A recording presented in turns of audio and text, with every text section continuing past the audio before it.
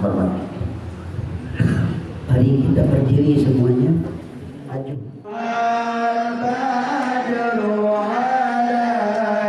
Maju Pak.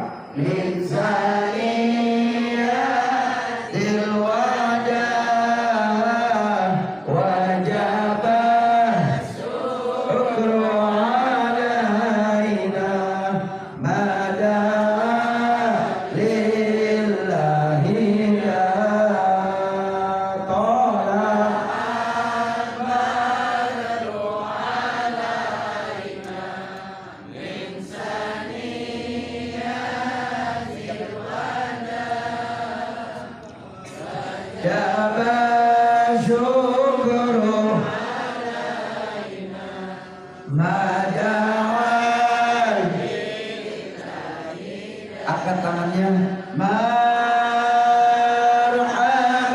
ya marhaban ya nurul ini marhaban jadal Husaini marhaban marhaban marhaban ya marhaban ya nurul ini marhaban jadal Husaini sallallahu ala Muhammad sallallahu alaihi wasallam sallallahu ala Muhammad ya Rabbi salli wa sallim. Silakan duduk kembali.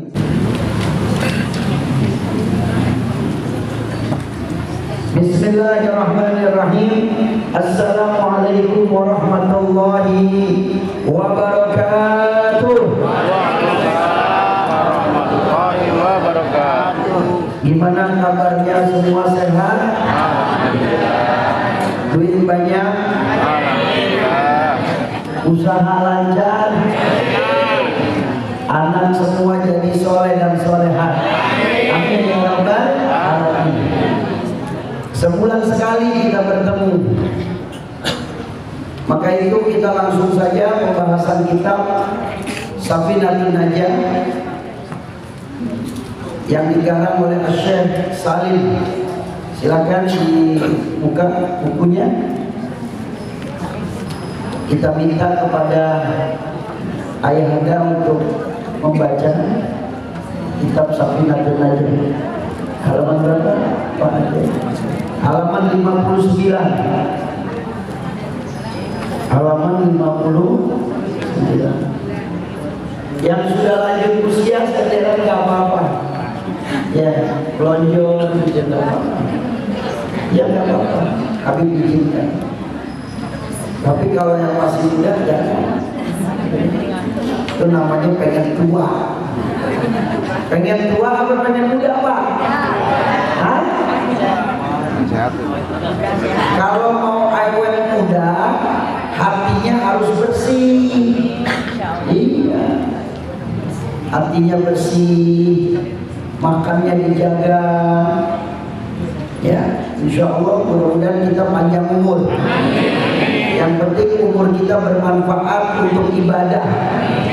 Tidak ada permusuhan, tidak ada dengki, tidak ada hasud. Nah, itu yang paling penting. Duit banyak deh. Betul-betul. Tadi saya lewat toko-toko yang ada ya, dari Keong maksudnya. Gongseng masuk. Saya lihatin, oh ini orang pada buka toko, ya kan? Pikiran saya, wah duitnya banyak nih. Cuman bahagia gak? Itu dia. Buat apa duit banyak tapi tidak bahagia? Nah, kita pengen hidup kita bahagia. Semuanya serba ada, mobil ada, rumah ada, duit, kontrakan. Alhamdulillah. Yuk silakan Pak Haji dibaca. Bismillah. huruf C. Ya, huruf C ya. Huruf C dalam hal ini masalah hadas besar. Ya, hadas besar. Satu perkara yang mewajibkan seseorang harus mandi besar. Nah, ini mandi besar nih. Ya, silakan. Mujibatul muslim sittatun ila hasabati fil fardi wa khurujul mandi wal haidu wal nifasu wal wiladatu wal mautu. Hal-hal yang mewajibkan mandi besar ada 6 perkara, yaitu yang pertama memasukkan hasyafah kepada zakat, hasyafah dalam hal ini kepala zakar ke dalam farji, dalam hal ini vagina. Yang kedua, keluarnya sperma. Yang ketiga, haid atau menstruasi. Yang keempat, nifas atau keluar darah dari kemaluan perempuan setelah melahirkan. Yang kelima, melahirkan walaupun tidak mengeluarkan darah. Dan yang keenam, meninggal dunia. Ada penjelasan? Penjelasan 6 perkara yang mewajibkan seseorang seorang wajib mandi besar, yaitu 1. Memasukkan hasyafah ke dalam farji, ya, berupa umbul atau dubur, baik itu milik manusia atau hewan, besar atau kecil, hidup atau mati, baik mengeluarkan mani atau tidak. Yang pertama Habib jelasin dulu ya. Ini sekarang kapan kita harus mandi wajib? Jadi mandi wajib itu bukan junub saja,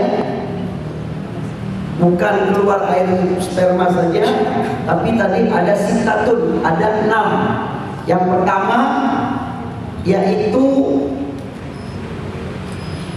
masuknya kemaluan laki-laki ke kemaluan perempuan. Itu wajib mandi junub, walaupun tidak keluar air spermanya. Walaupun tidak keluar air sperma. Nah, pendapat ulama, kalau bersentuhan kemaluan laki-laki dengan kemaluan perempuan, bersentuhan aja gitu, belum berhubungan badan, belum masuk kemaluannya, kemaluan perempuan, itu sudah wajib mandi.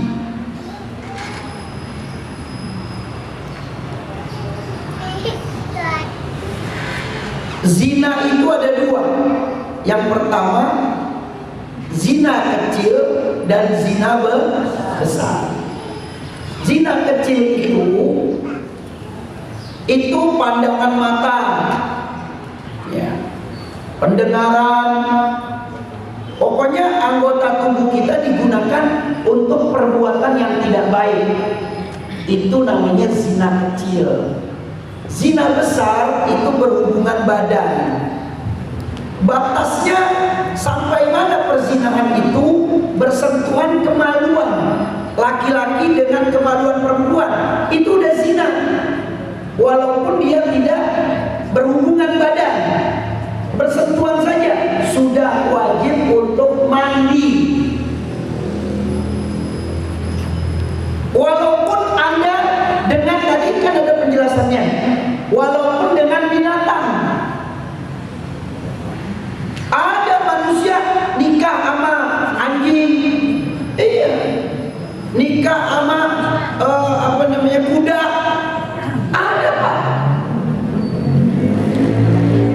Ada, saya lihat 2 bulan yang lalu tuh di TV One, di berita itu di Australia, nikah dengan binatang.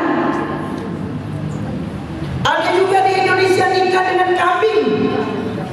Di mana tuh, daerah mana tuh? Ada yang tahu nggak? Hah? Garut. Astagfirullahaladzim. Terus terjadi juga di Jakarta, di Ancol, pernikahannya mewah dengan anjing.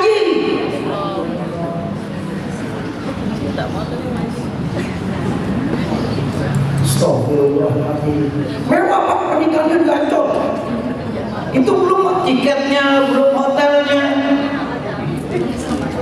Nah kalau dia berhubungan dengan binatang, dia tetap wajib mandi.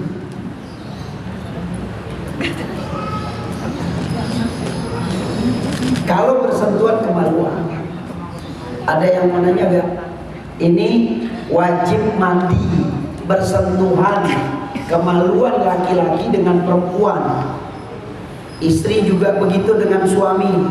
Kata suaminya, saya gak keluar. Iya bang, tapi kan tadi udah bersentuhan. Ah lo dari mana? Saya belajar di Nurul Amal. Ini kitabnya bang, baca deh. Lo bacain deh, gue gak mau, males. Gimana abang mau tahu? Sekarang kita kasih tahu nih. Iya, ya Allah, dari dulu kita bersentuhan kemaluan kita, tapi saya nggak pernah mandi. Kodok, harus dikodok. Ya berapa kali tuh dulu dia? Ya berkali-kali. Kan kita sering mandi tapi nggak junub kan? Tapi kita mandinya mandi junub. Iya, kodokan, ada kodokan. Maka ibu setiap mandi bapak nih, kan kita nggak keluar sperma, itu mandinya kodok Pak, mandinya kodokan. Ya, mandinya kodokan. Tentu sholat yang lalu itu harus di bahaya ya. Nih pentingnya ilmu nih, jangan sembarangan. Ada pertanyaan nggak? Silakan. Orang-orang tua kita, bapak-bapak, ibu-ibu, ada yang mau bertanya? Hati-hati, nggak boleh sembarangan. Tanya, nanyanya sama Google, ya. Nanyanya sama Google, ya. Ya, nanti jawabannya macam-macam. Makanya orang belajar tanpa guru, maaf, Kiai Haji Abdullah Syafi'i yang punya Asy-Syafi'iyah itu mengatakan kalau kita belajar tanpa guru kita monyet. Nah untuk bilang oh gurunya monyet, lompat-lompatan gitu. Ya. Yang kedua silakan. Atau Pak Haji apa tadi ini ada pertanyaan? Itu pakai mic karena mic-nya dekat. Ya, karena di bertanya. Ini ibu-ibu kenapa ketawa kelimbangan belakang? Ada ini kali bebek di rumah. Sering mandi tuh. Oh sering mandi. Silakan. Kalau ini ya dalam hal ini kita ini juga tidak bisa mengelak untuk pada saat sekarang ini orang berpakaian itu sudah mana pakaian dalam mana pakaian luar sudah tidak jelas. Iya.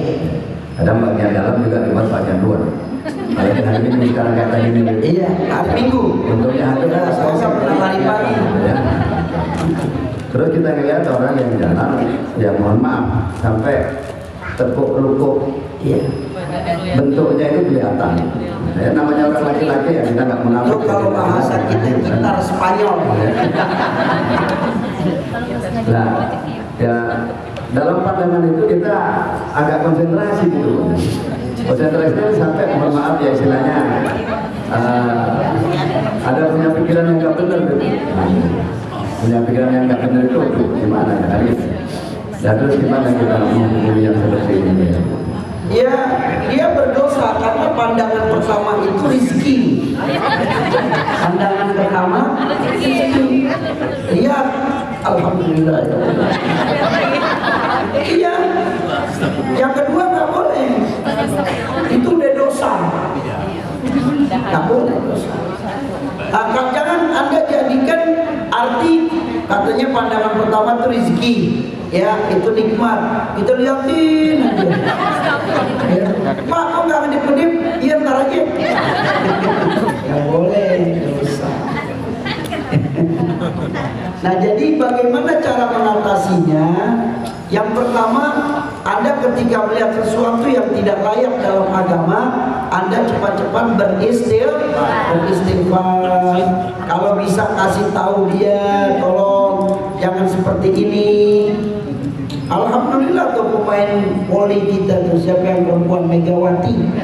Iya, pakai jilbab paling bagus malah, panjat tebing, baca selawat, alhamdulillah, Allahu Akbar, panjat tebing. Jadi nggak ada yang membatasi ruang gerak kita. TNI, polisi, semuanya sekarang banyak pakai jilbab, menutup auratnya, alhamdulillah. Nah, cuman memang banyak di antara kita atasnya pakai jilbab, tapi bawahnya tekukannya banyak. Nah, itu akhir zaman. Kata Nabi SAW, nanti akhir zaman semua perempuan pakai baju, tapi sebenarnya dia telanjang. Nah, itu yang diibaratkan sama Nabi. Bagaimana, Bim? Dia tetap berdosa. Berdosanya dia bisa menarik syahwat laki-laki, atau yang laki-laki bisa menarik syahwat perempuan. Ini pertanyaannya apa nih ngomong-ngomong? Saya kan Enggak pertanyaan itu tadi kan, karena kita punya pikiran yang enggak, jadi kita sampai, mohon maaf ya, sebenarnya mengeluarkan air sperma. Itu pertanyaannya. Ya wajib mandi. Dia beristighfar. Boleh gak saya di luar lari pagi di kantor, begitu juga lihat pemandangan ini, terus saya pulang ke rumah, saya luapkan syahwat saya dengan istri saya, nggak apa-apa, halal. Iya mandi lah. Masa nggak mandi? Mandi, ya wajib. Tapi dia tetap sholat taubat 2 rakaat. Kita nggak luput dari dosa. Kita ini manusia biasa yang banyak dosa. Allah di dalam Al-Quran mengatakan innallaha yuhibbut tawwabin. Allah menyukai orang yang bertaubat. Jadi ketika dosa kita 100, kita harus bertobat 1 juta kali. Anda mau berbuat dosa terus-terusan aja, kenapa nggak bertobat? Aduh, ntar begitu lagi, nggak apa-apa. Yang penting jangan sampai tidak bertobat. Nah, kamu harus benari keimanan dan ketakwaan kamu. Ya, jadi tetap mandi. Ada lagi Bu pertanyaan? Kalau enggak yang nomor 2 silakan. Yang nomor 2, keluar mani baik dalam keadaan terjaga atau tidur, atau melakukan jima atau tidak. Ia mengeluarkan air sperma itu dia dalam keadaan sadar. Sadar itu seperti ini, ya, melek, melihat. Nah, itu. Tapi ketika ada 2 ya, ada air mani, ada air mani. Kalau air mani itu keluarnya merasakan nikmat, tapi kalau air mani itu tidak. Itu biasanya kalau kita capek, kerja, olahraga, aktivitasnya banyak, nah itu keluar ada seperti lengket, itu nggak perlu mandi. Itu perlu dibersihkan, tapi celana dalamnya najis. Nggak boleh dipakai sholat kecuali udah dibersihkan dengan air. Nah, tapi kalau keluar air sperma dalam keadaan sadar atau tidak, wajib mandi. Paham ya? Silakan. Yang ketiga mengeluarkan darah haid. Tolong yang haid ini ibu-ibu ya, bapak-bapak yang punya anak tolong diperhatikan, diajarkan mereka ya, itu diajarkan. Jadi kalau keluar darah haid itu pertama perempuan paling sedikitnya itu lailan wa naharan 24 jam. Yang perempuan paling sedikit 24 jam 1 hari. Jarang tuh perempuan yang 1 hari, jarang. Yang kedua, paling banyak perempuan datang bulannya itu 6 sampai 7 hari. Nah, itu kebanyakan 6 sampai 7 hari. Terus paling lamanya 15 hari. 8 masih ada darah, 10, 13 masih ada darah, 15 masih ada darah. Itu darah haid. Maka dihitung di tanggalan. Nah, jangan dibiarkan. Oh, saya keluar haidnya darahnya tanggal ini, nanti coba lihat kok 8 hari masih ada, itu darah haid. Kok 9 hari, terus lagi 12 hari masih ada, 15 hari masih ada, itu darah haid. Lewat dari 15 hari, Bu, itu bukan darah haid, namanya darah istihadah, darah penyakit, harus dicek ke dokter. Ibu tuh nggak melonjor ya, melonjor kakinya. Ntar kalau tidur kita diemin aja sampai zuhur kan. Kalau bapak datang lagi, ibu siapa nih? Alhamdulillah. Ada pertanyaan tentang darah haid, hati-hati ya.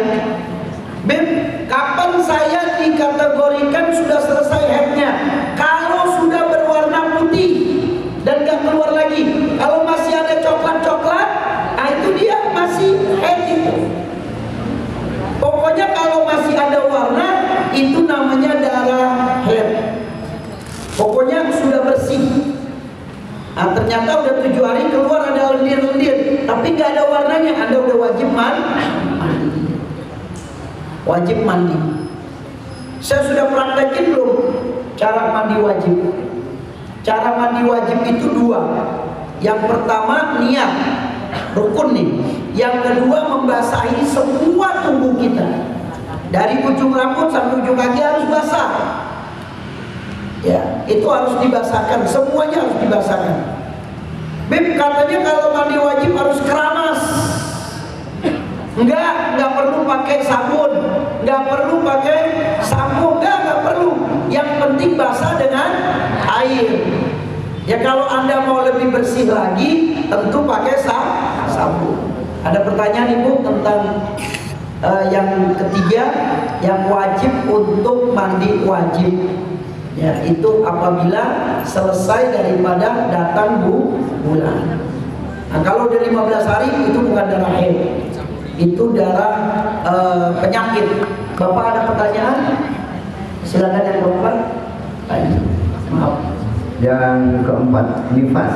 Ya, baik mengeluarkan darah dari kemaluannya atau tidak? Nah, kan ada yang disesar nih. Tetap itu dia. Jadi begini, ada 2 nih kewajiban. Ada nifas, ada wiladah. Wiladah itu ketika dia melahirkan, keluar itu bayi, baik secara sesar ataupun secara melahirkan normal, itu sudah keluar, itu wajib mandi. Wajib dia mandi. Aduh Beb, badannya masih lemes ya. Kalau udah sehat mandi. Kalau udah badannya fit, enak, mandi. Itu namanya mandi wiladah. Nah, di sini nifas. Nifas itu ada batasnya. Dikatakan majatun. Majatun itu 1 tetes. Jadi biasanya ada orang mengeluarkan bayi, gabung dengan darah, itu bayinya. Nah, setelah itu keluar darah 1 tetes, tek, gitu. Habis itu enggak keluar lagi, wajib mandi dia. Jadi kalau tadi haid itu datang bulan, sedikitnya 24 jam. Umumnya 6 sampai 7 hari. Paling lama 15 hari. Kalau nifas habis melahirkan ibu, ya itu majatun. Majatun itu 1 tetes darah. Keluar 1 tetes darah, tentu nggak ada lagi. Nah itu Anda wajib mandi. Bisa dimengerti ya. Yang kedua, umumnya orang nifas 40 hari. 20 masih keluar, terus lagi 30 masih keluar darahnya, 40 hari. Oh 40 hari kok, udah saya tandain tanggalan, masih keluar juga darahnya. Tunggu, paling banyaknya 60 hari. Bisa dimengerti kan? Sebelumnya tahu gak begini? 1 tetes sedikit, terus 40 hari. Umumnya 40 hari itu. Ya, itu nggak boleh berhubungan Pak. Kalau dia lagi nifas nggak boleh berhubungan. Ya haram karena ada darah. Bukan berarti nggak boleh berhubungan badan. Ya, kalau bahasa bahasa fikihnya istimta. Istimta itu bersenang-senang. Ya, bersenang-senang dengan istri, bernikmat-nikmatan dengan istri itu boleh, tapi berhubungan seperti memasukkan kemaluan itu nggak boleh, karena dia masih nifas 40 hari. 45 ada darah terus sampai 60. Nah, kok 60 hari itu berapa bulan? 2 ya. Nah, 2 bulan udah 60 hari lah kok masih keluar darah. Itu namanya bukan darah nifas. Anda wajib mandi, Anda wajib sholat, Anda wajib puasa. Itu yang ke-61-nya, darah penyakit harus diperiksa. Beb, sesar, Bu, kalau sesar keluarin darah gak? Hah?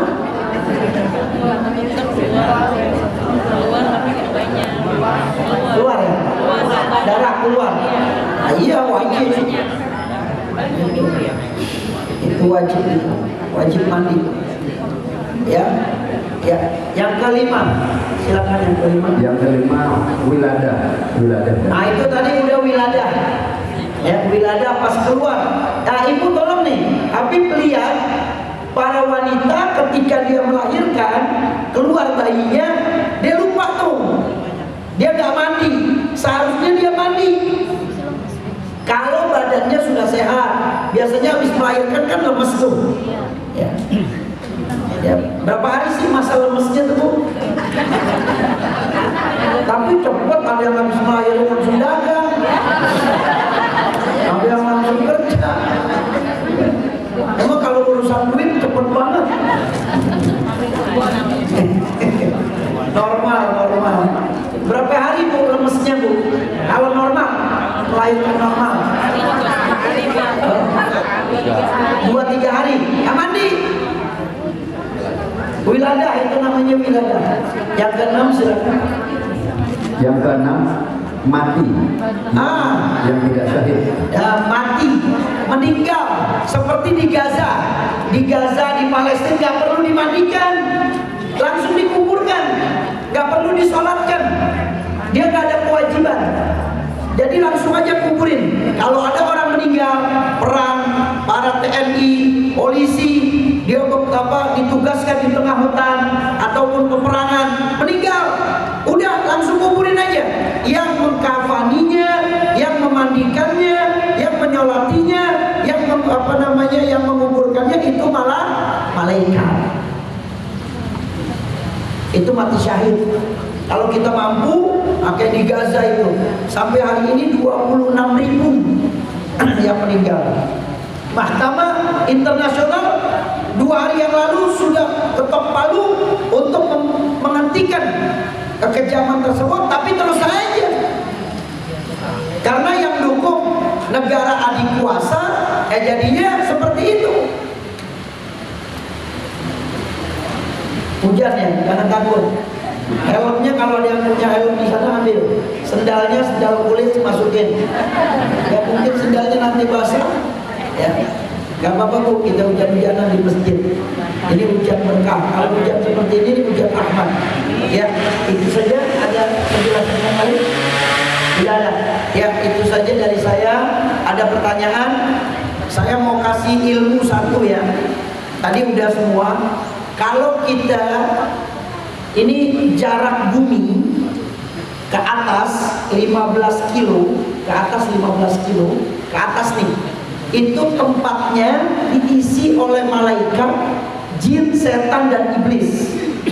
Jadi ke atas 15 km jaraknya itu diisi oleh jin, setan, dan malaikat. Nah, malaikat itu juga turun ke bumi seperti mencabut nyawa, mencatat kebaikan, raqib dan atid. Nah, jin, setan, dan iblis itu juga turun ke bumi. Tapi iblis, jin, setan itu turunnya pertama kali ke bumi itu turunnya ke kamar mandi.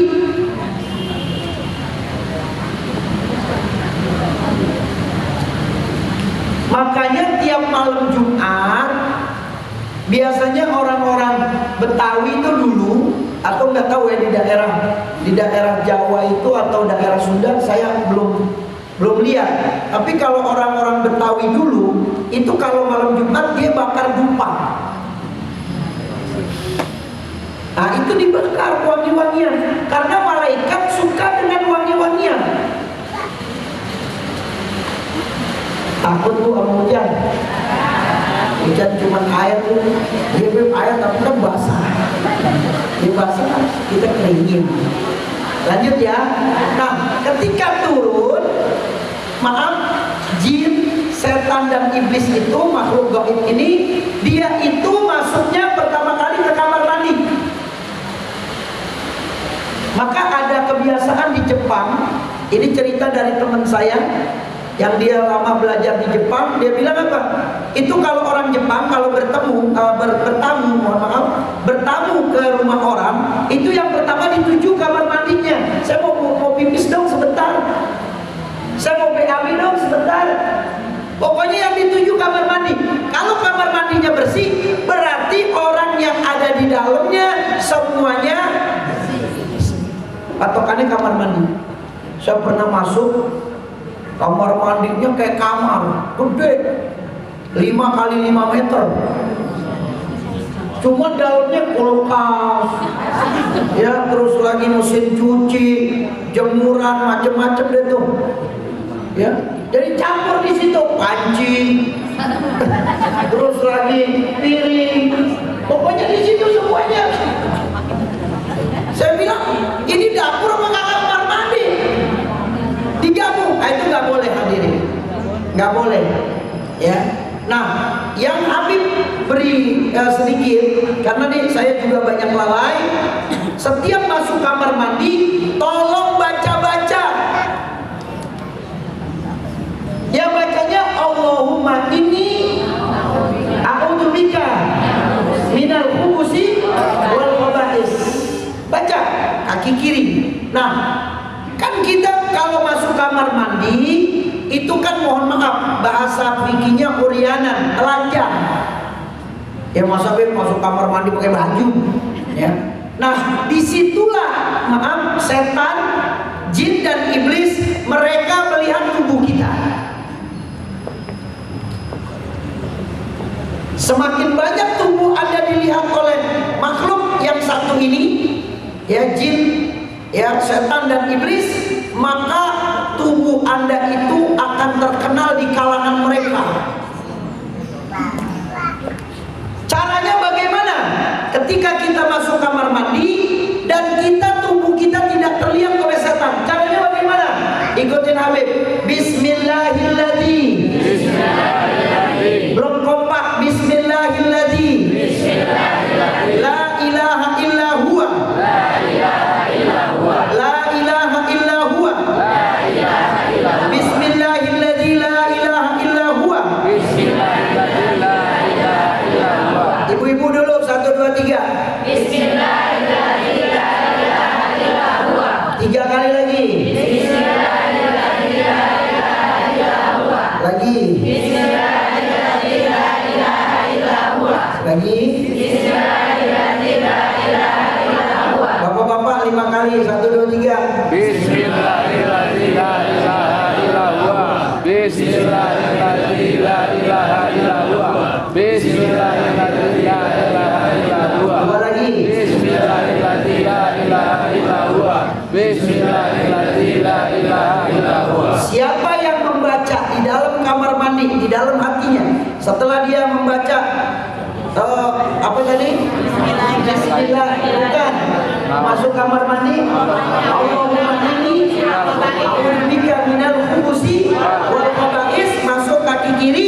Nah, dalam hati baca. Itu kata Nabi, matanya iblis, jin, setan dibutakan oleh Allah, nggak bisa melihat tubuh kita. Dia nggak bisa lihat tubuh kita. Iya, baca sekali saja. Gampang, Bismillahirrahmanirrahim. Disambung tuh. Kita kan biasanya Bismillahirrahmanirrahim. Ini Bismillahirrahmanirrahim. Bismillahirrahmanirrahim. La ilaha illa Allah, tidak ada Tuhan selain Allah. Dia itu Allah. Itu baca. Walaupun Anda tidak pakai pakaian, itu setan, iblis, jin tidak bisa melihat. Tapi kalau Anda tidak baca, cuman baca doa, masuk kamar mandi saja, dia tetap bisa melihat. Tapi jangan bacanya pakai suara di dalam kamar mandi, kenceng bacanya. Bismillahirrahmanirrahim. La ilaha illa huwa. Jangan. Lo setannya biar terbang. Kagak, dalam hati saja. Nah itu Mbak. Terus tolong yang sudah bersuami istri, karena ini kan pembahasan tentang ini. Ya, tentang kewajiban orang-orang yang harus mandi wajib. Nah, kalau Anda berhubungan badan, disunahkan pakai selimut. Ketika berhubungan badan, pakai selimut. Jadi kagak ada yang pernah pakai nih. Ngapain pakai selimut ribet? Itu dilihat sama setan. Itu nanti setan yang melihat. Dia laporan ke teman-temannya, panggil, ini nih di dekat Nurul Amal nih lagi ada adegan pornografi dan porno aksi, ini semuanya setan. Ya, tentara-tentara yang panggil. Itu nggak boleh Pak. Nah, bagaimana caranya Beb? Saya kalau pakai selimut ribet, ya, bawa lagi ke selimut, bawa lagi ke selimut, ya. Misalnya, apalagi selimutnya tebal, nggak pakai kipas angin, nggak ada AC, wah keringetan semua. Nah, kalau Anda nggak pakai selimut, baca yang tadi. Bismillahirrahmanirrahim. La ilaha illa huwa. Insya Allah dia tidak bisa melihat. Nggak pakai selimut nggak apa-apa. Pakai selimutnya sekali aja. Pakai sunnah aja. Di situ buangnya ya. Nah terus kalau ada orang yang jahat sama kita, yang kita sekiranya aduh dia lagi nih. Aku ntar gue diginiin deh. Udah baca itu aja 3 kali. Bismillahirrahmanirrahim. La ilaha illa huwa. Ya dia lagi lewat. Udah bacain itu aja. Oh, ada polisi. Ya. Kalau ada polisi, ya baca aja kali aja. Dia nggak lihat kita. Ya. Dia nggak lihat kita, tapi mobil kita dilihat. Ya. Enggak, betul, baca aja. Ibu takut, ibu ini merasa ini. Baca itu, insya Allah. Jadikan itu zikir kita. Ya, itu juga ada di dalam Al-Quran. Baca. Kalau ibu takut, merasa takut, ya, malam hari, baca itu saja sebanyak-banyaknya. Wallahu a'lam bishawab. Itu yang bisa Habib sampaikan. Saya mengajak ibu-ibu, alhamdulillah sampai kemarin saya sebar untuk ziarah. Karena untuk memasuki bulan Ramadan itu ada anjuran kita untuk berziarah, baik itu ke kuburan makom orang tua kita, ayah dan ibu kita, atau paman dan bibi kita, atau mertua kita, atau makom-makom para wali, guru-guru kita. Nah itu kita dianjurkan, disunahkan untuk berziarah. Nah, ziarah ini penting mengingatkan kita bahwasanya kita nanti akan mati seperti itu. Kalau kita meninggal, tidak ada yang menziarahi kita, itu sedih. Anak dulu kita kasih makan, kita udah siapin rumah, pas kita meninggal, gak ada satupun yang mendoakan. Itu di alam kubur pada bertanya-tanya, anak kamu nggak datang, nggak bacain doa, agak sedih orang tuanya. Itu di alam kubur seperti itu. Wallahu a'lam bishawab. Saya mengajak ziarah tanggal 18 Februari, hari Minggu. Alhamdulillah sudah ada sekitar 10 orang yang daftar tadi. Ya, itu satu bisnya itu ada 49 orang. Karena kita ziarahnya dekat. Per orang itu bayarnya 250.000 dapat snack. Ziarahnya kemana saja? Yang pertama di Jakarta, di depan PGC itu ada makom namanya Al-Hawi. Nah itu makom ulama-ulama besar. Ya, saya tahu semua dan saya mengalami daripada ulama yang ada di kuburan itu. Di antaranya di situ ada yang bernama Habib Umar ya bin Hud Al-Attas. Anda bisa melihat di Google Habib Umar bin Hud Al-Attas. Dia ini ulama yang dekat kepada Allah, dan dia dikatakan oleh kalangan ulama yang ada di Indonesia, bahkan di luar Indonesia, dia itu dikatakan adalah waliullah, wali Allah. Ya, nah itu Habib Umar bin Nur, banyak di situ banyak. Nah dari Al-Hawi kita nanti langsung menuju ke Cikarang, Lemah Abang. Cikarang, Lemah Abang, di situ ada kuburan kakek saya. Karena ada beberapa orang yang nasihatin saya, kamu ziarah kemana-mana, mengajak murid kamu, jamaah kamu, simpatisan kamu, tapi kamu gak pernah menziarahi kakek kamu. Nah maka dari Al-Hawi kita langsung ke Cikarang, Lemah Abang, lewat tol. Nah habis itu langsung kita ke Empang Bogor. Nah, Empang Bogor itu di situ ada makom-makom para wali, di antaranya Habib Abdullah bin Muksir Al-Attas. Ini terkenal, beliau terkenal luar biasa. Ya, beliau adalah pejuang yang menjaga bangsa dan negara kita. Nah, dulu kan ada Belanda gitu, kalau daerah Bogor bukan Depok. Nah itu ada penjajah-penjajah yang dengan Habib tersebut itu diajak untuk masuk ke dalam agama Islam. Nah itu kita ziarah ke situ. Dari Bogor langsung kita keluar Batang. Luar Batang itu ada makam, diantaranya Habib Husain bin Abu Bakar Al-Idrus. Di sampingnya ada kuburan orang Cina, mu'alaf, namanya Bapak Haji Abdul Qadir.